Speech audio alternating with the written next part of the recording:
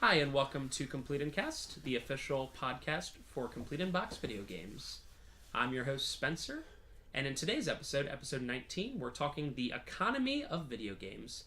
We are joined once again, as with our episode 18 guest, with Parker Lindsrom. How you doing, Parker? Good. This sounds like a very exciting topic. The yeah. Economy of video games. Listen, you know me. I can take any exciting thing and make it boring. How many times have we talked about like NFL football and you instantly become bored because I'm like, well, what if we change the defensive scheme on this? And you're like, I just like it when they hit players. I just like it when Eli Manning throws a touchdown. But here's why. So we're here to talk about the economy of video games. Video games are obviously a huge market. Multi-billion-dollar industry nowadays, both new and the retro. We're going to be mostly talking about retro and how that is its own unique economy in itself, always changing, always new trends, all that.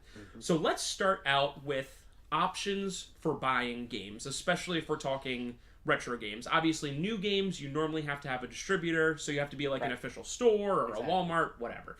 So nowadays, when we're talking about that previous, like the retro games and stuff like that, there are so many different ways to buy games. You have eBay, you have Craigslist, you have Facebook yard sale sites, you have retro stores like Complete and Box.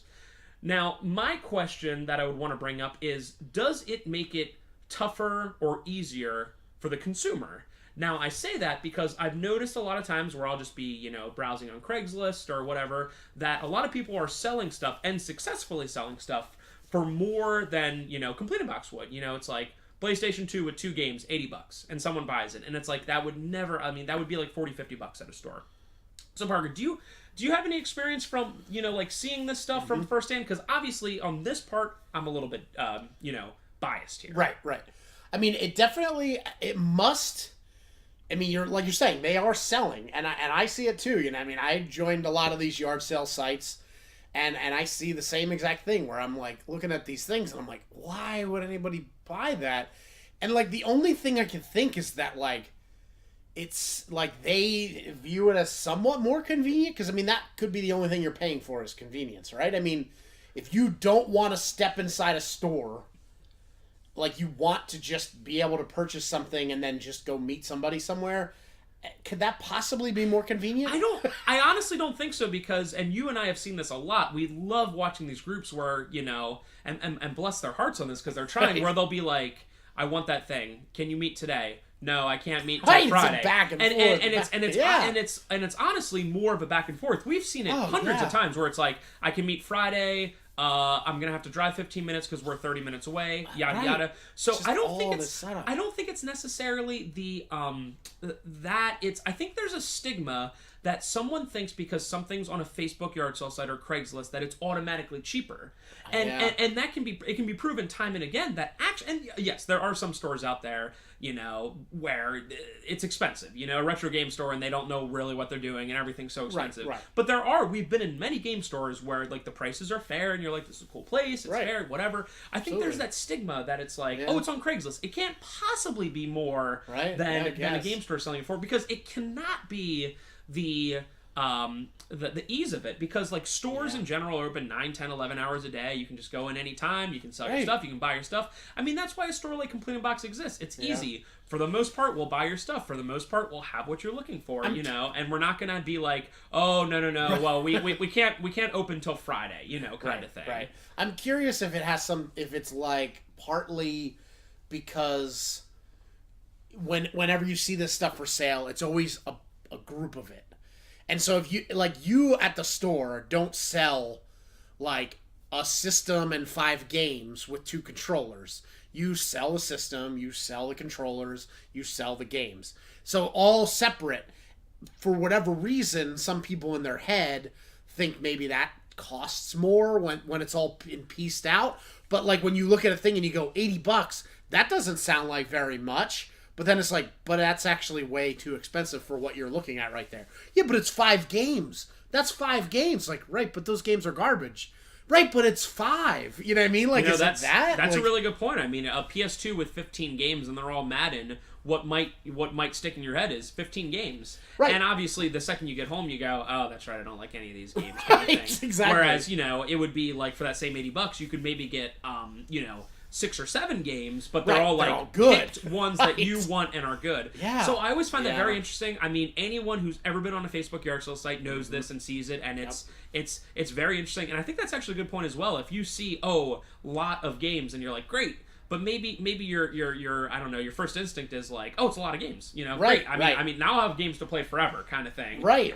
Or you see one title that's standing out to you, but then you're just like, plus I get a bunch of other games, and then it's like, right, but if you would just buy the games you want, it would be way cheaper. Like, I don't know. I mean, I definitely feel like when I first bought a thing on eBay, I definitely fell victim to that. Seeing a huge lot of something, like when I was initially like when I first got a job out of college and had like money to spend, I was like, of course, like, oh, I'm gonna buy some of the old stuff I had when I was a kid. And you go on eBay and you're like, ooh, look at this, and it's like a bunch of SNES games or NES games, and you're like, oh, that sounds good. But then when you actually look at it, you're like, but at the time I didn't. I just was like excited that I was gonna get 10 SNES games. And I didn't really pay attention to what the titles were and how much maybe they were selling for. So maybe it has something to do with that, or just like poor use, like poor, impulse control, like. And of course, a store like us would never want to do something where it's like PS2 and 2 games. What 2 games? Yeah, we decide. You know what I mean? Right. Because you're obviously going to have returns and whatever, and you'd rather not do that. What's the point? Kind Absolutely. of thing. We do something for anyone who's never been in the store called a mystery bag. Now, essentially, what we do with those, it's similar to what we're talking about, but it's very, very cheap. Like for instance, PS2. They're $15 for a mystery bag. They're 8 different games, and you can trust us on this because Parker and I are generally the ones that make them. It's 8 different games. We try to make the genres as different as possible. So if we put a sports game in, there's likely not going to be another sports game. Right. You'd be like, oh, Grand Theft Auto, oh, Midnight Club, Metal Gear, kind of thing, and try to make it like a nice variety. Whereas worst case scenario, if you don't like the thing, it's like, well, it's a nice game in good condition, and it was $1.50. Yeah. Now I will say, when you're making them, I am constantly questioning you, like, are you sure you want to put these games in there? And Spencer's always like, I mean, yeah, no, that's what I want to do. And I'm like, in my mind, I'm like, these people are getting away with murder. Like, that's why when people are like, but Spencer, you want to give them a good product, so you want to give them something they're excited about. So when they open it, they go, wow, actually good games. And this is an aside. I totally understand when people question it. They'll be like, what's in these? Yeah, absolutely. And I'll be like, I'm like, I know you're probably thinking it's just like literally 8 Madden games, but there might be 2 or 3 games you don't like in there, but guess what? If there's 5 you like, you just got 5 good games for $10 kind of thing. So I don't know. I was actually given the idea by someone else. And it was a fantastic idea. So we still do it, but like I said, it's similar to what you said right there. Right, and that could be it.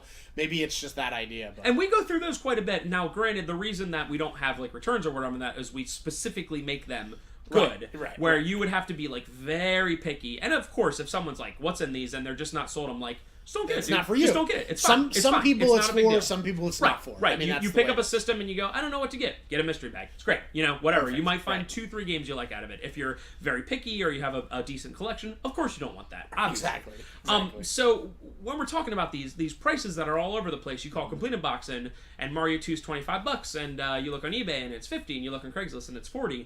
It's tough to get an actual judge of the price of stuff. Yeah. If you see someone list it for way too high, does that mean that it's worth that? Right. Or not only that, but if you see it sell for way too high, then it has been sold.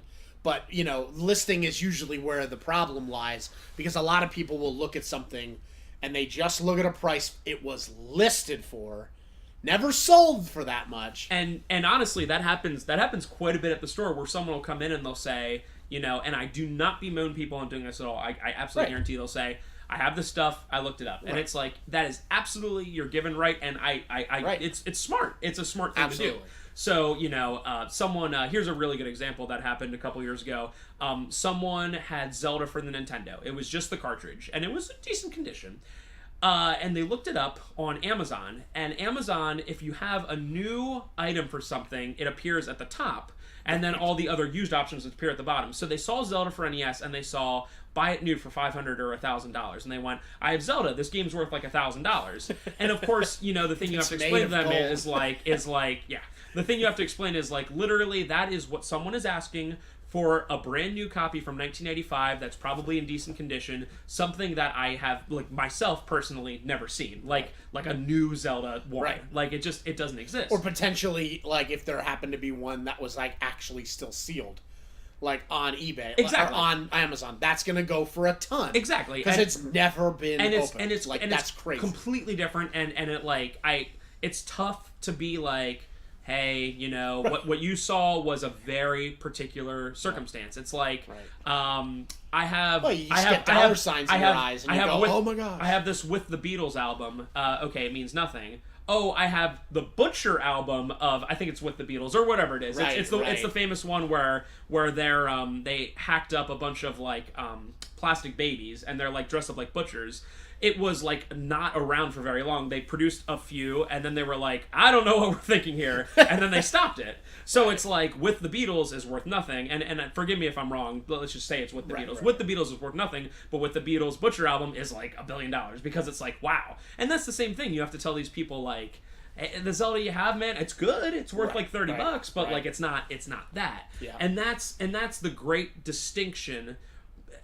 Retro games have become such a collector's thing that there's this great distinction between condition. I mean, boxed or not boxed or sealed. Right. And it's so tough, you boxed, know. But also with the manual, or also with the this, or with the, you know, different parts of it have to be there as well. And it's very tough, and like I said, I completely understand it being very tough for the random person that's like, I found this box, I think it's worth a ton of money, and it's like, I hate to be the one to do that. Right. We also do comic books at the store, and that's a huge example. We're not going to go on this too much, but like someone will be like, hey, I looked this up and it's like worth $1,000, and this happens like literally once a month. Oh, like this comics worth $200, and it's like, yes. If this comic's from 1961, if it was like literally just the most beautiful thing you've ever seen, it'd be worth $200. But it looked like it was, if it was pulled off the shelf yesterday, like brand new. But it's missing the front cover, so therefore, not only is it not worth $200, we don't even want it. Like, it's not. Not only is it not worth it. Will you give me $1? Exactly. No, I like legitimately don't want it. Like, absolutely. And it goes from that much to like now comics are a crazy example, right? Because games don't necessarily do that. I mean, it would have to be in pretty bad condition for you to be like, it's worthless. And that's the great thing about games for us as a store. Something can come in decently poor condition. Hey, it's a 30-year-old Nintendo game. It's been in someone's garage. They bring it in. It's like it was in a garage. Right. Whatever. It's dirty. Whatever. We can in general clean it up. You know, whatever. Whereas a comic, it's like it lived in a house where someone smoked. It's done. You can't clean a comic. No. You can't do anything for that. Right. So absolutely. that distinction between what something is worth and what something should be going worth, even checking on eBay for like what something sold for, it's like, yeah, okay, something sold for $100, but every other one that someone listed for $80 didn't sell. Right. It's very tough, especially when you're talking about like very rare games. Like people will call and they'll be like, I have this very rare game, and it's like, all right, let's talk about it. Let's see what's going on, kind of thing. It's like, and that's another. Again, we could get in this whole thing, but that's another thing is finding clientele that's interested, and we're going to be getting into that actual part within a specific example later. But first, Parker is partly here today because we have taken 2 decently long trips across the country in order to go visit friends or to see new places, and on the way, if we see them on the way, we'll be like, oh, let's stop at that game store. Let's see what's up. Right. I'm always very interested in how game stores operate in different areas of the country, and it's actually surprising that because all these places are independently owned, it's completely different. It's almost like food. All food is going to be different places. So every restaurant you go to is going to be different. So you're like, it's that idea where you're like, oh, whoa, this has that, this does this differently. So it's interesting. In the Northeast, it's generally cold a decent amount of the year, so we need to have stuff to do inside for the most part. Right. We're also, for Complete Box in Lancaster County, known for an area that is just booming with antiques. Now, video games aren't quite antiques yet, but you get the similar feel out of that. So because of that, in the Northeast and in Lancaster itself, we have lots of game stores, lots of retro stores, lots of people collecting, lots of people looking for retro stuff. Now, last year, Parker and I took a trip down south, down to Georgia, and it's very interesting once you get to the areas of the country where, in general, it's a little bit hotter, and I don't mean this with any disrespect. Life slows down a bit. I mean, if you've ever been down the south, it's just a feeling, right. and it's actually a feeling I love. Right. I love it. But I don't, but that's fine. I mean, that's something I Parker's from Jersey, so it is what it is. I love it from time to time. But anyway, right. So you go down there and you see these differences. For instance, we were at a very busy place in Southern Virginia, I think, which isn't too far from here.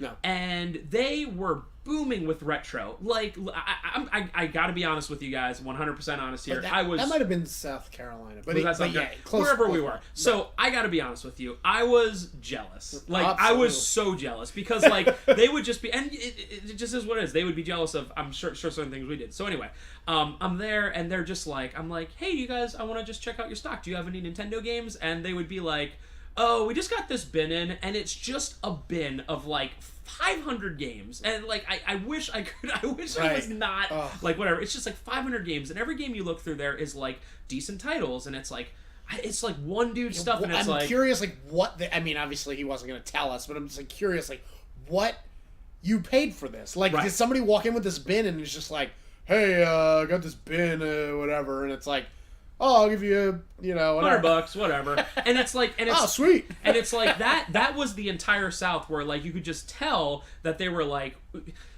if you go to a store and they say, oh, we just got this in, sometimes you can be like, sure you did, you know. Absolutely. But this was legit. You could just tell that when they're like, oh, we just got this trade in, it's like, no. They haven't even looked through it. They haven't even priced it. It's just there. Nothing. Like, it's like, we just got it in this morning. And it was, every store was like, and this is stuff that, like, a store like Complete Unbox or the place around us would dream of. Like, we go out of our way to try to be like, please bring us your stuff, please.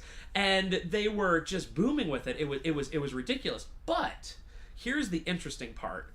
Complete Unbox will never, I want to say, a lifetime supply of Xbox 360 games, or should we say several lifetime supply? Xbox 360 was very, very popular, and it still is, obviously, very popular.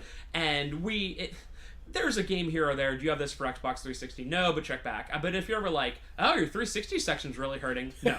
Never. But we were in that same place that they were just like, oh, we just got these million Nintendo games. And every customer that would come up would be like, do you have any Need for Speed games for the Xbox 360? Oh, no, we don't see those too often. And like, I'm just standing there like, I cannot believe what I'm hearing. But if you were like, oh, do you have Mario All-Stars for the Super Nintendo? Yeah, we got like 40 copies. Like, no one wants that. Like, come on. And it's just like, it's only like 500, 1,000 miles away, but it's like a complete change of stuff. And we saw a lot of that. We went out to the Midwest through like Nebraska and North Dakota and all that. And we saw kind of a similar thing where like it generally slows down a little bit. Now, they're a little bit less like lax than the South, but there was still here's another good example. I love collecting, for anyone who knows, Sega Saturn and Sega CD. And Sega Saturn and Sega CD is stuff that does not come in often. Usually if you see new Sega Saturn and Sega CD stuff in the store, I'm behind the scenes pulling strings, like messaging people, hey, you're selling this, let's talk a price. And we're not buying it for cheap. You know, it's not like, hey, I got all these stuff. You know, it's like we're messaging actual collectors and we're blah blah blah. And we were going to these places in North Carolina, I think it was, and they just had like rows of Sega CD. And I just like, the first thing I noticed, I was like, there's like 100 Sega CD games here. Right. And it's just like, and they're probably like, oh, Sega CD? Oh god, come on, man, like please. And whereas we would be like, Thank you for the trade-in you have bestowed upon us. Absolutely. I mean, I think there were. I mean, looking around here, we're recording in the basement. There might have been more titles than you have right now. There was. I mean, it was like 3 or 4 rows, and you have like 2 or rows down here. So I gotta say, the maddest I got during the trip, and we were in North Carolina near a college town, and the guy who owned the place was super cool. Awesome guy. I forget his name, but awesome guy. And we were talking, we were like, hey, for my personal collection, because when I'm out there, I'm looking for Sega Saturn. do you have any Sega Saturn? And I think I was doing something else. Parker was talking to him, and the guy was like, you should have been here like 6 months ago. We bought a complete collection from a guy. And when Parker told me later, I was like so mad, just because I'm like, and it wasn't like he was very appreciative. He wasn't it's we swindled this guy. Like no, he was like we bought this complete collection, whatever. But it was like a little matter of fact, like we had this complete collection. And yeah, so clearly that wasn't that big of a deal because it was just like came up. And I'm just like, dude. But at the same time, again, being there, people were like, do you have any PS4s or Xbox Ones or 360s? And they were like, well, we're kind of sold out right now. And it's just like, man, if you saw the amount of PS3s and 360s we had, Yeah, so like I said, absolutely. that was the shining example of like, and there was no reason not to believe that dude because they had plenty of Saturn. And he was like, man, yeah, you should have been here 6 months ago. We got the whole thing, every game. And yeah, because Spencer was excited that he found like some... was that weird accessory? It was like a net link or something. It was the net link for the virtual on and stuff like that. Yeah. So he was like, "Oh wow, I've never seen this like accessory out and about." And he's like, "Oh yeah, that's probably left over from that complete collection we bought. Everything ever." You're like. So that was aside. What I would be interested for any of you that have traveled and are listening out there, if you have any similar stories to share with that. There's other areas of the country I would like to see eventually, and in terms of that, we mostly hit the southeast. The south central would be even more interesting, like the real deep south where it's like we move even slower than South Carolina. Like those city slickers over there are just insane. So, like a Mississippi or New Orleans or like something like that. Like just curious, like what it's like, I would just be curious. So that was an aside. That just goes to show you how the economy of video games is like just different everywhere. Now we're gonna switch gears a little bit here and talk about. I guess a bigger range of stuff here. Now, every year at the holidays, and this is a law of nature. Yep. There is always that one item that catches on, and it's normally a child's item. Yep. I have a 3-year-old, and for this, and he fell for it as well. This year it was Hatchimals. Right. If you have a child, I remember when I was like just. I forget what year it was with Tickle Me Elmo. Tickle Me Elmo, great. Yep. I remember that being like... That's Furbies at the time and all that. Furbies, that was one that was crazy. If you have a child, you know what a Hatchimal is. Oh, absolutely. There is no question about it. Essentially what it is, it's like a Furby that starts in an egg and hatches out. Yeah. And it's pretty cool. Like, it's honestly, like, cool. if you look at it as a thing, you're like, this is kind of neat. You know? I mean, the technology of it is interesting. It's like on the cusp of AI. I mean, like, Hatchimals was like the light version. There's also one put out by that car thing, Anki Overdrive put out this like it's like a small robot. I forget the name of it, but like it learns from you and you talk to it and it figures out how to do stuff. And Hatchimal's very similar in that respect, where you're doing stuff and it like over time recognizes your voice and crap like that. And it's like, yeah, that's huge. I mean, that's crazy. Now that's the positive part of this. Right. For any of you parents out there, you know the negative side to it. Right. People in general found out, through whatever reason, that that item was going to be popular. Right. And this happens every year. It could be Hatchimal, Chick Meal, or whatever. People in general will find them and buy up as many as they can. Mm-hmm. I guess the best way to call it would be, reselling. Although a store like Complete Inbox does resell, there is a storefront to it. So I think there's a little bit of distinction. If you sold from the distributor. You'd be buying it from a distributor. You weren't going to stores and buying them up. Like, you're not going to Toys R Us to buy up your stock of Hatchimals. So what happened was a month until Christmas, Hatchimals got insane. They were nowhere.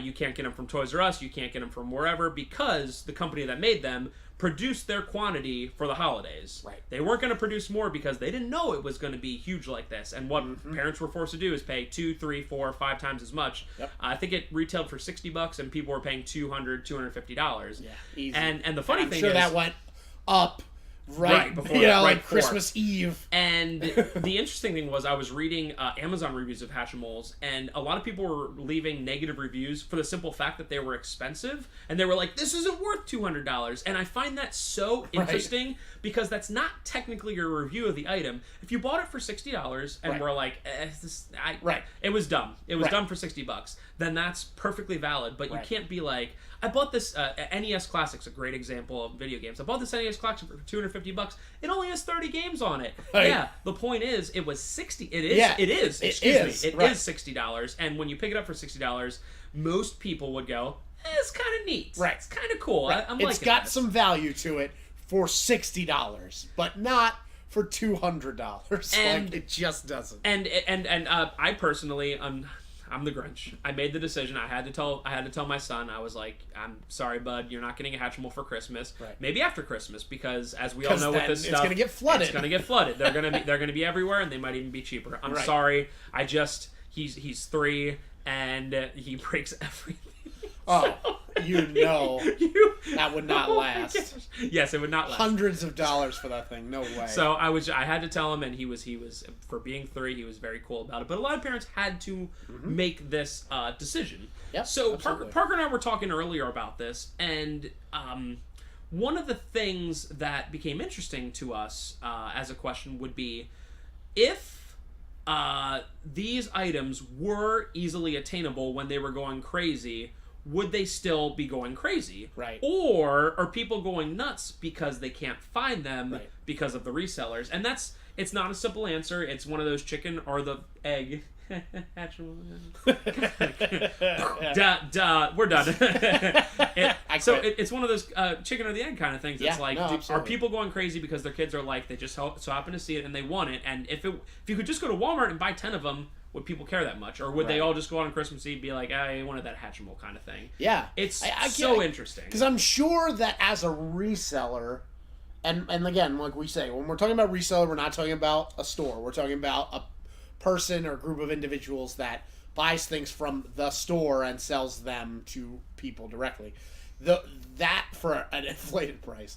Like, those people want to make money. So, like, I'm sure they have ways of, like, working to, like, build excitement around a thing. So, like, you know, if you know, there's a lot of people that are doing this reselling, like, around the country. So if, like, all of them are whispering in everybody's ear, like, oh man, can't believe those Hatchimals, can't believe those Hatchimals, can't believe it. I mean, that might have an effect after a while. And then, you know, and then once that catches to, like, local news, then it's a news story. You know, like, they're always filling airtime, like, with this and that. So, like, you know, it's easy to have a news story that'd be like, here's the hottest toy this year. And as soon as they mention the toy that you're buying to resell, it's all over. Because then everybody's like, where is it? And it's nowhere to be found. And you have every copy. And it's like, ugh. Like, so... And then you literally, if we're talking just economy, you literally are the market. Right. You don't control the market. Exactly. You are the Right, market at absolutely. that point. And like Sandra said, this is probably a thing that was, you know, produced, like, manufactured too close to the holidays for them to realize what was happening. Is that, like, when you have an item that catches on and resellers pick it up, like, you can't possibly go back and manufacture more before the holidays. It's impossible. It's impossible. Right. I mean, and the way these things are made, there's just no way to do it. And like, that's they the would have distinct- had to know it ahead of time. That's a distinction we do have to make. A lot of times these companies will use big shops where whether they're sharing with other companies Right. or they're just a huge company, they'll Whatever. produce Yep. what they need to do and they'll be like, we're done for a while. Right. They're not just they'll like, guess. today let's make 100. Right. You know, it's like they'll produce 100,000 and then Yeah. it's like that's it. And you know? and that guess is based off of what they think it will sell, like, and you never want to overestimate because that will ruin your company. I can give you an amazing example when it comes to that. Atari. There is a very famous example of Atari would. Well, let's make this a very small history lesson. There's great documentaries on this. right. Atari did amazing things in the game world and the Yep. Atari 2600 type, but their head grew too big and they wasted money and they're not really. I don't think they're a company anymore, or they're very very small. Whatever. So essentially, there was a time where Atari was so big on themselves that for every new game that came out, they were making up to double or triple the amount of games than there were for systems out there. So say there were 1 million Atari systems that existed, they would make 2.5 million of the game. And it's and just simple. You do not have to be a Right. professor of economics to be like, why? Why would you? Right. If there's 1 million Wii U's out there, why would Nintendo make 2 million? You know that Mario Maker. That's assuming Right. that every single person who wants it wants that game. And then at some point, you're also thinking like, oh, I'm also going to sell way more systems in the near future before this price drops. It's just, I mean, clearly it's dumb. Like, Atari, like it's a really great thing to read up on. Atari had these huge lavish parties for being like essentially software nerds, like these ridiculous parties. They knew how to party, dude. Like, they knew how to, so like, I mean, that's a great example of it, and I'm glad you brought that up, because it's like, you know, if Hatchimal Company would have made 5 million too many, it's like, guess what? They're not getting any money back. Like, Walmart at the end of the time span is going to be like, yeah, we're sending these back. Right. And you might have seen the opposite, where Hatchimals would have started out in Black Friday $60, and by Christmas they would have been $19.99. Like, that's what would have happened. Taking a loss on every single one, and then at a certain point, then like I said, the Walmarts and whatever, like, we don't have the shelf space for this. We're sending it back. Absolutely. We need something else. Anything can happen. So so they're, you know, you can't blame the company because they're guessing. But like, you know, when you have something catch on, there's going to be people that take advantage of it. And in today's hyper-connected world, that information is a lot easier to find.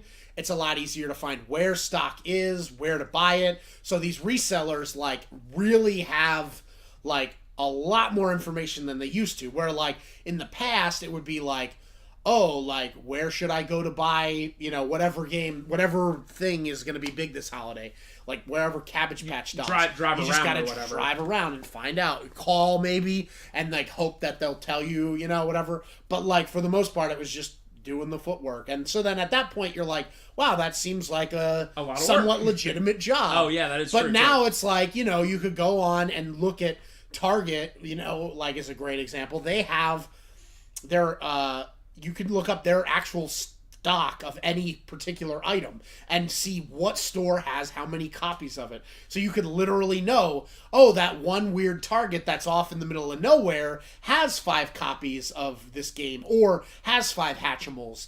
I'm just going to drive over there and buy all 5 of them. Like, and you can immediately do that. And like, you could even call ahead and be like, could you please put those aside? You know, and then a lot of times they will. So like, you know, it definitely makes that job a lot easier. A little bit has to be, I don't want to call it blame, because I don't blame them for this, but a little bit does have to be put on the stores, because a lot of these stores will not limit. Like, clearly Hatchimals got so crazy, not because Walmart's like, 1 per person, please. Right. Clearly. Like, that's not the case. Now, there's very specific situations where it's otherwise, but like, you know, there's a reason these NES Classic Minis were like not available, because like, it's not every single person was getting 1. Right. Like, give me a break. And that was a really good example you brought up of the footwork and everything. I saw during the holidays, Best Buy had this like thing floating around Facebook where it was saying that Best Buy was getting more NES Minis on December 20th. Duh, you know, it's like, of course, like, yeah, there's going to be some people there that are like buying it because they want it for a Christmas gift, but dollars to donuts, people, half the people there were like, oh crap, I mean, if I just wait there a little bit, I can get one, and I mean, it's 5 days before Christmas, I can sell it for $200. I mean, it is literally, and there's no right answer for this. Do you just put them out randomly, and the first 5 people that go in and go, what the heck, these are here? Or do you announce it and then obviously have all this nonsense happen? Now, unlike Hatchimals and all that stuff, which usually only happens around the holidays, it is interesting to note that what we were just talking about happens to video games all the time. I mean, all throughout the year. For instance, every time a big special edition comes out, we've actually talked about it in previous episodes where I highlight Nintendo, and I'm sorry, I'm going to do that again. The 3DS Majora's Mask, the new Nintendo Switch when it comes out, new systems. I mean, Nintendo is clearly the worst offender of this when it comes to stock or the amount they're putting out. Now, Nintendo is a separate case. I would make this argument every day because they've been around long enough and they've had this happen so often that they should know. Whereas a Hatchimal, it's a completely new IP in general. Absolutely. So I'm not giving Nintendo too much. Don't cut them any slack. I'm not going to cut them any slack on this one. Because they're definitely know full well what they're doing. I'm going to use Nintendo as an example, but you can use any company in its place. So does it benefit the company, you know, say Nintendo, to produce a ton more of, say, the Amiibos when they first came out, right? So you just produced so many of them and they're out there and they're everywhere. Or do you keep them relatively hard to find and then guarantee that, like, they will be a guarantee sale when they hit the shelves. And that's an interesting point. I don't think Nintendo does it right. I think there's a nice middle ground between what we're talking. Exactly. Whereas that's Nintendo's like a little too crazy, but it's interesting. Like I said with the Hatchimals and everything, it's like you tend to err on the side of being careful because careful companies stay in business. Exactly. And companies in general that take these huge crazy dumb risks are generally not companies anymore. Right. Excellent. So it is interesting to look at it from that perspective, especially as far as video games are concerned. Right. Now, and does Nintendo get any kind of... Do you think they get any kind of help to their brand in that there's always this shortage of any one thing? And that's a great point because I will say there was a huge change this holiday season. Now, Amiibos and Nintendo new 3DSs, the Majora's Mask one, that in general was encapsulated with the video game world. And in general, what you have with the video game world is the hardcore fans that will get it no matter what. I ended up, although I hated it, and I had a friend pick it up for me, getting Majora's Mask because a 3DS because I was like, yeah, I kind of need it. And I know it's dumb, and it is what it is. I mean, people collect for different reasons, whatever. Right.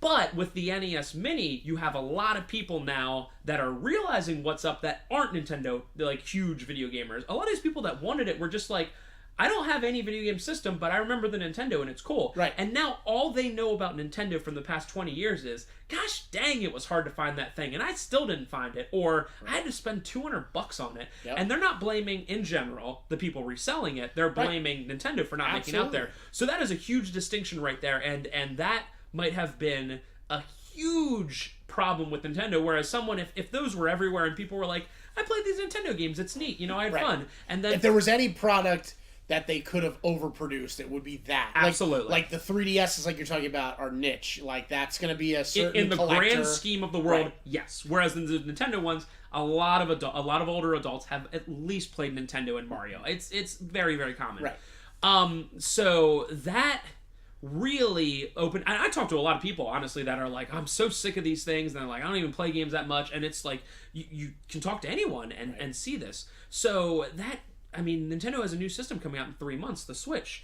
I'm not saying that they would have brought a ton of people over, but maybe some people would have gotten the Nintendo one and be like, I'm kind of into games again. And they come into a store like Complete in Box and they get like a I don't know, GameCube or a Wii, and they're like, I'm having a lot of fun. And then 6 months later they go, a new system. There's a new system out. Oh, great. And it looks cool and whatever. But now it's like the taste in these people's mouths who barely ever... Their one foray into gaming in the last 15 years is, I could not find that thing. I'm so sick of it. Or even like a dad who was looking for a son. It's like, I'm not getting you any more Nintendo stuff. Right. Absolutely. I had such a hard time. Whereas like, a Hatchimal... I couldn't find you a Hatchimal, so therefore I will never buy you any more toys. Right. You don't say that. But with something like as specific as Nintendo, it's like, I ain't buying you no more games, boy, or I ain't buying you no more, whatever. And it's fair to say as far as that's concerned. So I mean that's a huge distinction, and I've said it so much. I think it's a huge mistake Nintendo to not make those things readily available. It really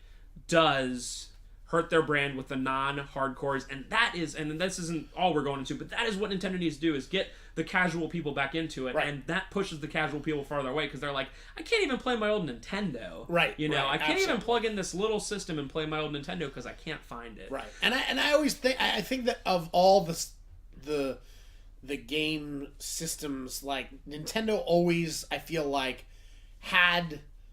they had hardcore gamers, but I think they were more appealing to a casual gamer. Like, they just were. They had the properties. They had the style of gameplay that was just easier just to pop into and out of. Like, not like something where you're like, oh, this is too much. Like, I remember so many times, like, people making comments about, like, oh man, did you see how many buttons are there on the new controller? And like that joke over and over. And it's like, oh, look at that new PS4. There's so many buttons on it. Like, say it on my parents or whatever. But like, Nintendo has always kept it pretty like easy, like simple, that kind of thing. One big button, whatever, maybe a trigger. But like, it was always like nice. And, so you'd think they'd want to keep that market like locked down, but they do not. Now almost everyone interested in are the hardcore Nintendo fans, and that's not what they need. There's companies out there, Atlas is a great example, that can produce games at limited quantity because they're not producing systems as well, and they do enough to get by because they have their hardcore fans that'll buy everything. Nintendo isn't that small that they can be like, we can just keep our they hardcore got fans. Overhead for days. Absolutely. And I think, like, again, not to get into Nintendo too much, and I'm sure you mentioned it before, but their, like, foray into mobile gaming was, like, too slow and too whatever. So I'm curious to see what will happen to them in the future. But, yeah, it's definitely, as far as what we're talking about with the economy, it's definitely... It's a huge example. I mean, it's the biggest example, and right now, I mean, they could go down the Atari path if they don't write it with the more casual people. Right. So, we were mentioning people who resell. I'll just use the term resellers. Yep. People who resell for a living, in general, is someone I would consider someone who doesn't have a storefront or access to distributors. You know, I call it putting in the work or whatever. A garbage person. What's that? A garbage person. A person who deals with garbage and is a garbage man, like, is a horrible human being. Get out of here. The comments expressed by Parker are not... I will admit that, honestly, it is a tough living. One of the great things about being an actual storefront, although there's a lot more overhead, is knowing you have that distributor and you have that, like, base set up. So it's like, on our worst day, we can call a distributor and be like, I need some help, man. Can you do this for me? And there's times, it happened the other day. I was like, dude, I cannot find any 2DSs or 3DSs. And my distributor was like, I got some. I was going to call you, but I got some, and let's see what's up. So, like I said, having that's nice. It's very tough to be a reseller without a storefront. You have to be on the cutting edge of knowing what's popular before even people like me. Like, you have to know it before someone like me would do an order. And you have to be on the cutting edge of what the price is, because when you're reselling, it's all bottom line. So you need to make sure you're getting it for X amount and selling it for X plus one at minimum.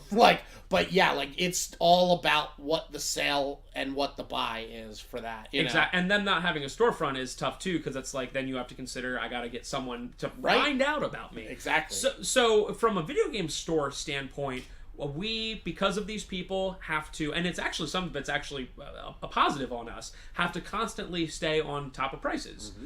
We can't sell the item for too low. Say Mario 3 generally trends for about $25. We can't sell it for $10 because we risk all our copies going to resellers and not going to people who actually want to play the game, have fun, enjoy it. Right. And obviously, for obvious reasons, you don't want to sell it too high. So that actually, I guess, demonopolizes something like a video game store, and it's like, hey, we got to pay attention. We can't just be like, let's just keep raising the prices over and over again kind of thing. So that's actually kind of interesting, although it's a demonopolizing on both ways. You have to really, really stay on top with the market trends. I mean, when we traveled around, that was one of the main things we would see with stores that you could tell were like, kind of not very, like, not nice or whatever. One of the main factors was going to, like, the current generations or like just current, like 360 games or PS4 games, and seeing 3 copies of a game on the shelf with 3 different prices. Do you know what I mean? Because they're not going and keeping up on this. I gotta be honest. I hate price drops. I hate checking prices. It's annoying. It takes time out of my day. I usually have to go in early to do it. But you got to do it. You got to stay on top of it. And it's just part of it. And retro more than ever, because retro changes drastically. Most of the time with 360, we're only talking about dropping. Down. Like, there's, very rarely do you have a game that like suddenly is worth more. But with retro, that's pretty much all. Retro goes up and down all the time. So I mean, it has to be checked weekly, or else you're gonna be either selling it for too much or putting it for too low. And I mean, there's been times before, because I cannot keep on track on everything in the store. It's impossible, know. So there'll be times where I'll be like, man, we sold like 4 copies of that game in like a day. I don't remember the last time we sold it. And you'll go to like eBay or Amazon or whatever, and it'll be like, it went up, kind of thing. And it is what it is. I mean, it's part of life. Exactly. It is what it is. Yeah. And it's very interesting, and not to go into this too much, how such a small event can change the price of something. Mm-hmm. Angry Video Game Nerd coming out with a video about a game always affects the price. Maybe only a couple bucks, or something like Ghosts and Goblins for the NES. It rose quite a bit for a while there. Wow. So it's like just something like that, because all the hardcore, and again, Angry Video Game Nerd, you say that to your average person, 99 out of 100 people won't know. Right. But the people in the scene know it, and it's like, okay, it's enough of a thing that it's bigger now. Yeah. So that's very interesting how and again that's an example. We sold 2 copies of a Nintendo game and I was like, what the heck? And I found out that it wasn't even Angry Video Game Nerd. Some YouTube guy did a video on Sky Kid for NES. I don't even think it's a good game. I don't know, but like it doubled in price in one day because this guy did like a video on it, and that's it's like amazing. It's not a huge. It's like $10 to $20, but it's like $10 to $20. I mean, it's like kind of crazy. Yeah.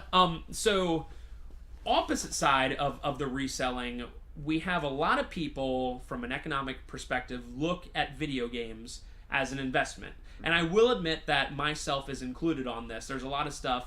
I don't buy it necessarily because I'm like, oh, this is going to go up in price, but I look at my stuff and I'm like, worst case scenario, something dumb happens, I got something to sell, kind of thing. And it's nice to have that. I mean, literally any investment portfolio or whatever will, whatever.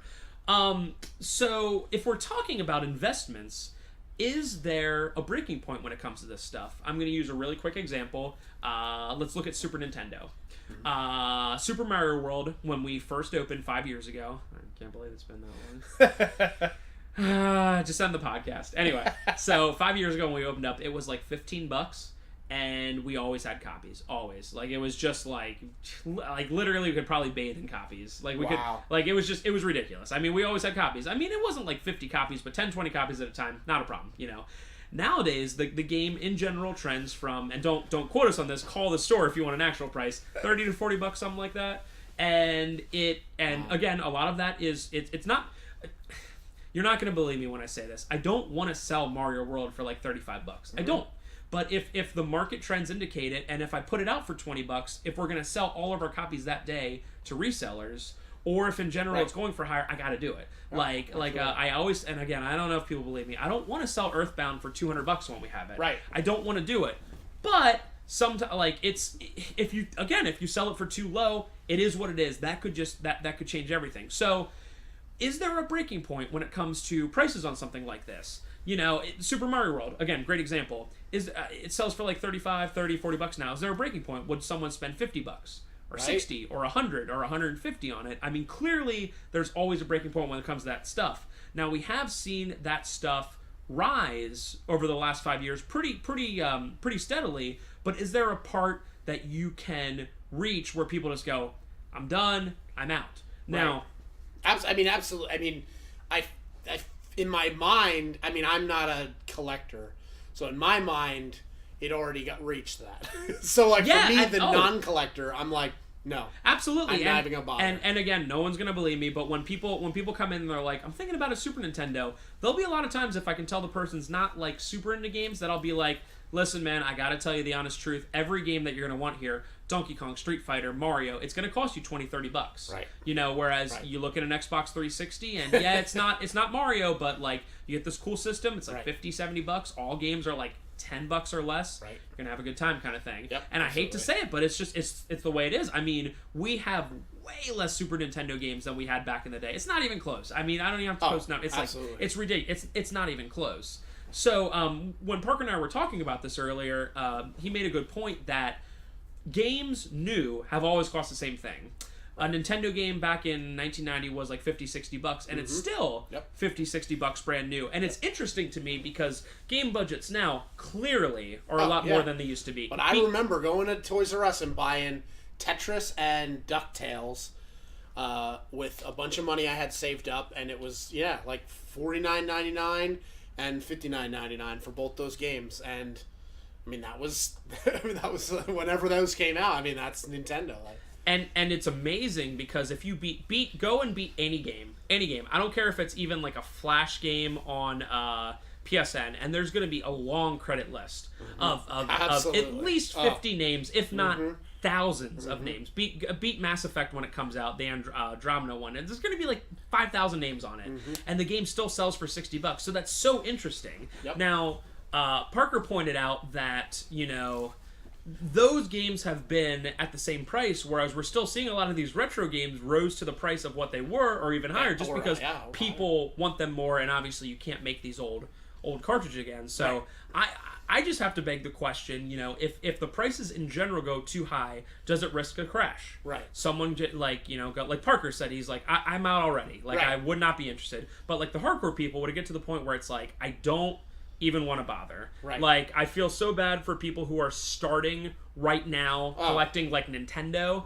because it's like, back 5-10 years ago, you could at least get all the common titles out of the way for nothing. Mario and Ninja Gaiden and Mike Tyson's Punch-Out. It's like, you can't even find those for like cheap prices anymore. So it's like, I want to get every Nintendo game. It's like, Good oh luck. man, you know what I mean? And it's like, I feel so bad, but it's like, that's just the way that everything indicates. People still want it, you know, that bad. But it's going to get to the point where someone's like, oh god, every game's like $20, I'm out. And like, everyone does it. Right. And even the people who are currently doing it, they're like, I only need 100 more games, but every game's $1,000. Right. Do you get to the point where not only are people not buying those, but everything crashes? It's always a question you got to ask. And like, again, we're still seeing it trend up, but there's a point on everything. Yeah, absolutely. You know that eventually this is going to reach a point. Now, hopefully, if it crashes, whatever, it's not huge and it's not like unrepairable, like a crash where like there's no chance it'll ever rise again. You know, I doubt that would ever happen. I mean, you know, because intrinsically, these games still will have like a fun value to them that I think, I mean, when it all said and done, like, as opposed to a lot of other collecting, like comics or stamps or coins or whatever, like, there is still a thing about the game where you can play it. Like, so, you know, when we're talking about collecting and you're talking about, like, your Sega Saturn collection, like, I mean, whatever, the games aren't that great. But so, it's like, still whatever. fun to mess around with. Right. But, like, when you're talking about, like, you know, classic Nintendo games that, like, are actually still fun to play to this day. That's true. Like, it's going to be tough to imagine the time when they're worthless completely. Do you know what I mean? I don't know what the world would look like in order for that to be the case, because there is still that factor of them. But you know, and actually, and we won't be too much longer here. I have an example of a positive swinging and a drastically negative swinging when we're talking that way. GameCube in 2017. Now, this always happens for every single generation, so when it happens again to, I guess, Wii in a couple years, right. Trust me, it's going to happen. Oh, yeah. When people who grew up with a certain system reach their early to mid-20s and they have nice jobs and they're settled down, maybe they're married, they have a kid, and Parker said he did I this. mentioned it earlier. Parker mentioned earlier. You get to the point. As soon as I got out of college, got a job, I went on eBay and looked for SNES stuff. Like, I mean, that's what I wanted to do. You look for the stuff you had, and right now we're at the point where GameCube, that's the age that we're at for GameCube.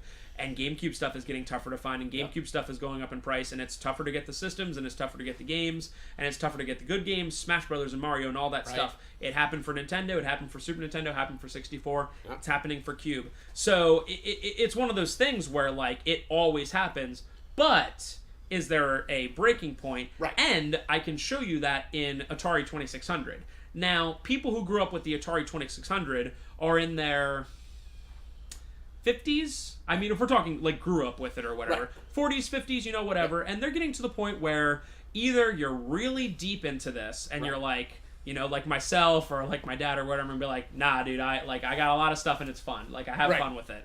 Or you get to the point where you're like, I'm 50 years old, I'm getting ready for like retirement.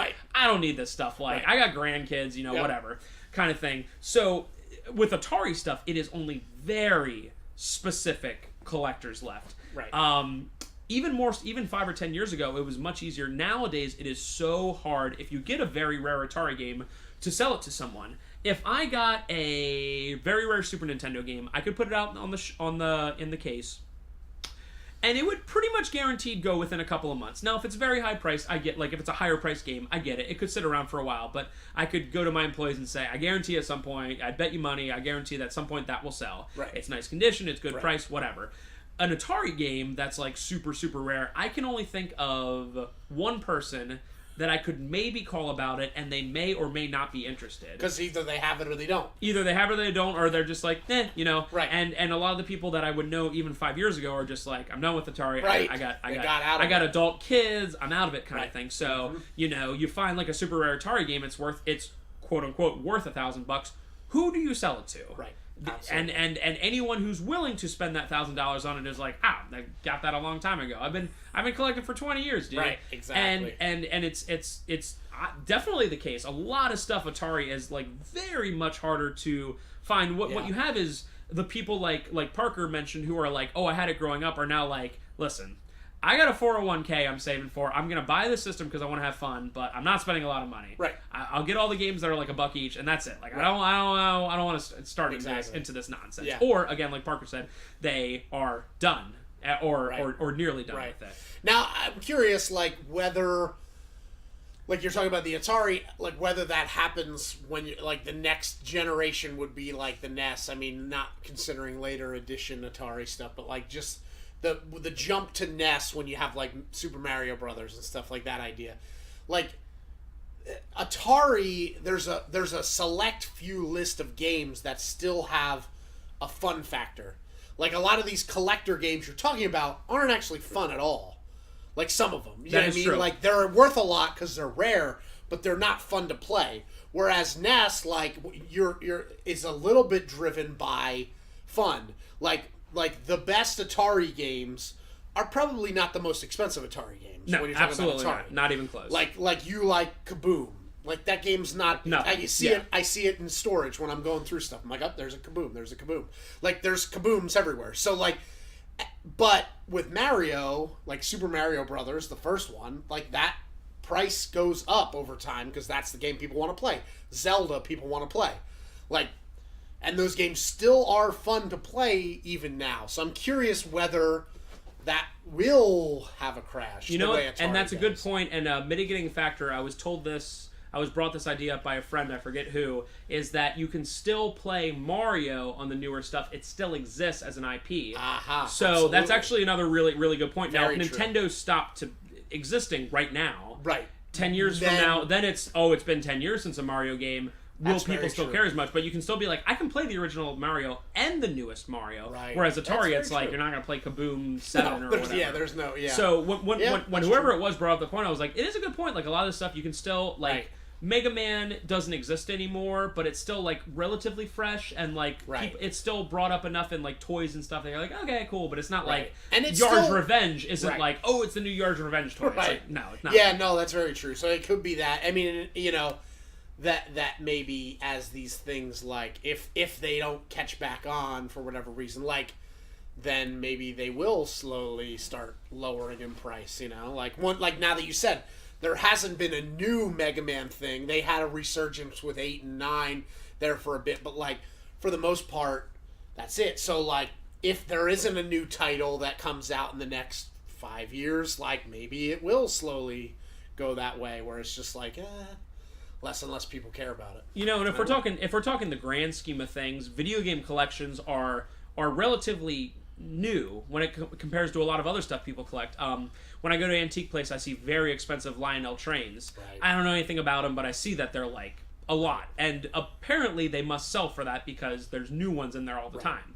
Right. You know, or G.I. Joes or anything like that. So it's interesting to, you know, like, 50 years from now, will it be like the golden age of comics, where it's like, oh, you have a nice condition Nintendo game? Oh, yeah, absolutely. Like, that's it. That's like the golden age of comics. I don't know. It's very, very interesting. And again, it's I think one of the things that helps the old comics is the fact that Batman still exists. Right. If Batman stopped existing in 1940, I don't think people would care as much. I mean, we see some 1960s comics come through where it's like Conan the Slayer, and it's like, people don't really care that much because Conan the Slayer really isn't a thing anymore. Right. I will say one thing that I thought was pretty interesting was when I talked to a pawn shop, an antique shop once, and the guy was telling me, because I asked him about the different toys that were popular when I was a kid and what how they've held on value or whatever. And I mean, I'm not making this a gendered issue, but I think it's interesting that he said that Cabbage Patch Dolls and, like, Barbies, there's no resale value. Like, to the point where he doesn't accept it. Like, there might be some very, very niche collectors that collect it, which drive the price up. So then somebody goes, oh, I see this Barbie's worth a lot of money. But, like, for the most part, it's, like, whoever, you know, when you were growing up as, you know, and I'm not saying that no girls play with G.I. Joes, but if the majority of boys grow up with G.I. Joes, then they reach 30, 40 years old, and they are like, I wonder about those toys I played with when I was a kid. Like, they are the ones that's driving this price up. And so I don't know if it's like a thing that like that guys get over women, but like they were saying that there's no market for these, in the sense that there was no women coming in at 40 and saying, I want my Barbies and Cabbage Patch dolls. They're like, they don't care. I mean, that would be a super interesting for someone with like a great like psychological or social background or whatever to answer. Because I mean, boys and their toys is a thing. Right. Like I love getting a new game, and like I'm way in the grand scheme of things, I'm way too old to be like, oh god, this Nintendo game. But it's like I like it, you know. So, but I wonder if games is more so than those toys. Because games aren't as gendered. Like, I would say that early on you could make the argument that mostly boys were playing games, but like definitely not anymore. Yeah. And so like I'm curious if that will then drive it even harder, because now you have another whole half of the demographic that cares. You know, like, G.I. Joes reach a point where like there's no more kids that are growing up that play with it, but like it was mostly boys playing it, so it was mostly men buying it. But like games is like kind of across the board, you know. And this is another subject for another time. But a lot of the people that come in that buy like the old school games and retrons and stuff are actually women who are like, the only stuff I want to play, and I hear this all the time, especially from the middle-aged women. It's like, I only want to play Mario and Tetris. Right, like exactly. That's it. None of this other stuff, you know. Yeah, and my mother-in-law like is 70 or almost 70, and like she would dominate me at Dr. Mario, like just destroy me at Dr. Mario. And like she plays nothing else. She doesn't even like games. She doesn't like the concept of games, but she will like destroy me at Dr. Mario every single, like to the point where it's like laughable. Like she plays on another level, and like that's the game she liked. She played it when the kids were, when Pamela and her sisters were, kids, and they borrowed a Nintendo or they rented one from the store, and then she was like, oh, let me try this Dr. Mario, and just like played it nonstop. And so like that's something that she would be like, I want to play that again, and she would go out and buy it, and it's just weird. Like I'm curious if that will then cause the game cost and economy, to maintain a little bit better, because you're talking about another whole half of the population is into it. I mean, clearly, I hope it does. Obviously, if I have any long-term plans of both my stuff and the store, I mean, clearly. Yes. But, I mean, that is very interesting as far as it's concerned.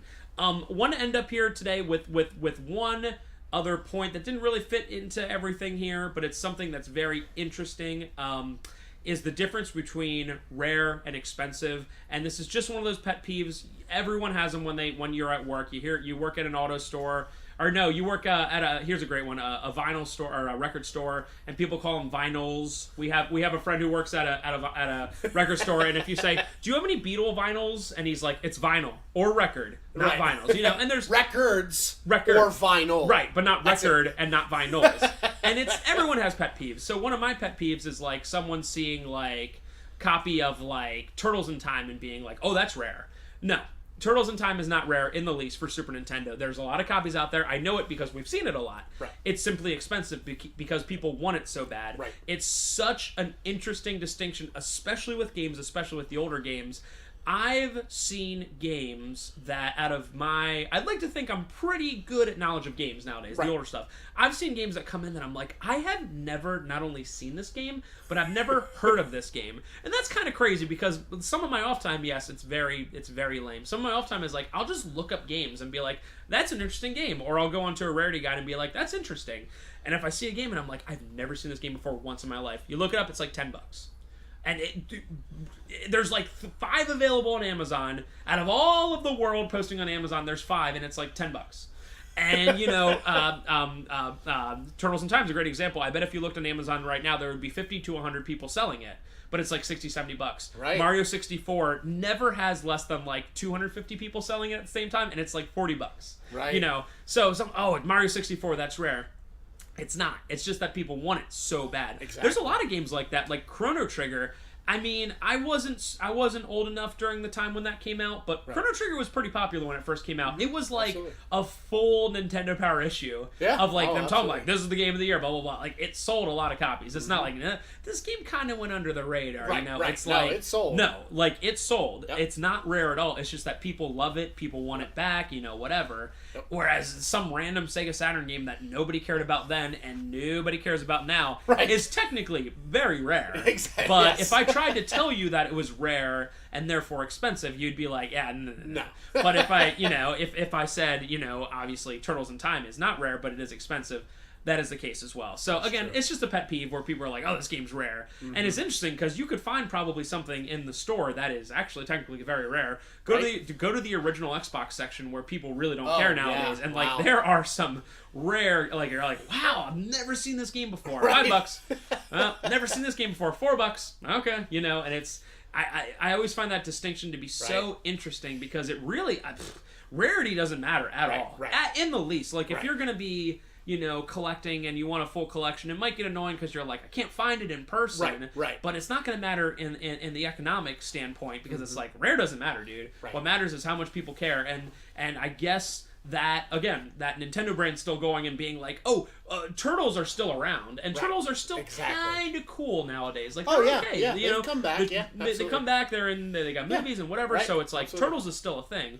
So that all kind of works together as far as that's concerned. Again, Mario is still cool, so you're going to want to go back. Oh, Super Mario World is rare. No, it's not rare. It's just that after CIB opened up, every house in Lancaster County has it instead of us having 100 copies of it. Exactly. So, yeah, like talking about our trips and the regionalness is when we were seeing. Another great example was that Virtual Chess for 64. There's this weird game called Virtual Chess. It has a weird picture on it. And Spencer saw it at the first store on our trip down to the south and was like, whoa, cool, I've never seen this before in my life. I've never even heard of it. It's kind of crazy. And then we went to subsequent stores. It was like $5-7, something like that. Yeah, and you're like, cool, I'm going to pick this up. We went to every subsequent store and saw 5 to 10 copies at every one of them of this Virtual Chess. And it's like, how have I never seen this when it seems to be everywhere down here?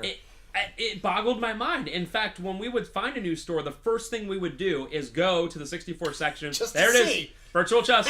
Sure I mean, we enough. wouldn't have to ask, like, do you have Virtual Chess? It's like, it's right there, front and center. Right. And I went back, and when I got back to the store, I looked it up, and we never had Virtual Chess. Right. One time. One single time out of the literally thousands of N64 games we got traded in, including very rare ones.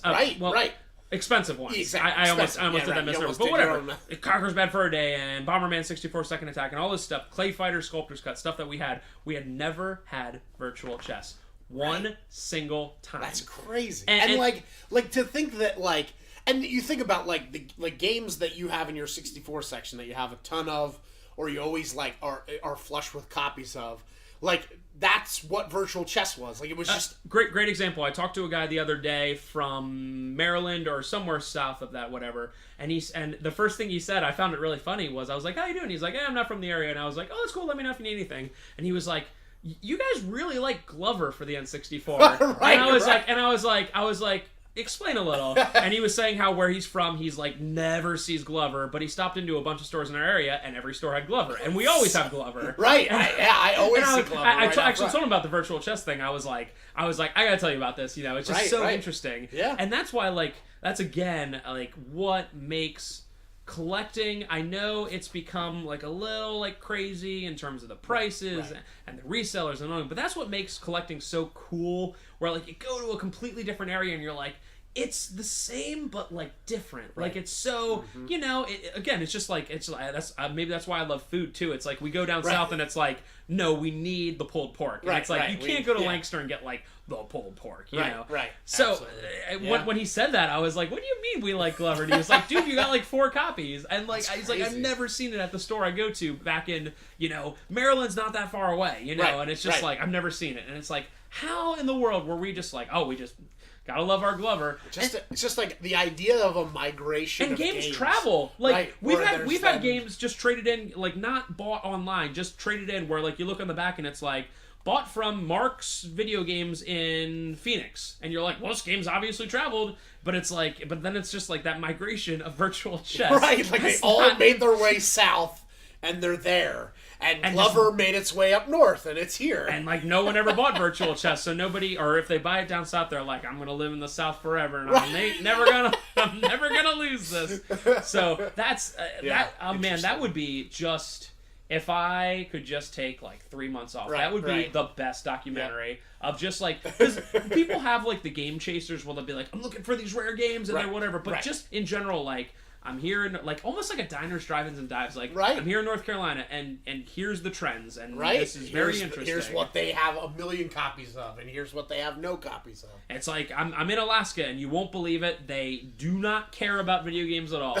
Despite being inside all the time, they don't care about games. So, oh man, I would love that. If I could do that, even if I'm old as heck, I'd like to do that. That would be so cool. It's almost like history too. You see the history of all that. So anyway, thank you guys for listening to our rambling on the economics of video games. If you do have any comments or anything, leave them below. Like I said, if you have any experiences of being around different areas of the country, please let us know as well. Parker, thank you again for joining us. And I'm glad that this is the official. Please do not be fooled by imitators. There's 5 or 6 complete in box podcasts out there.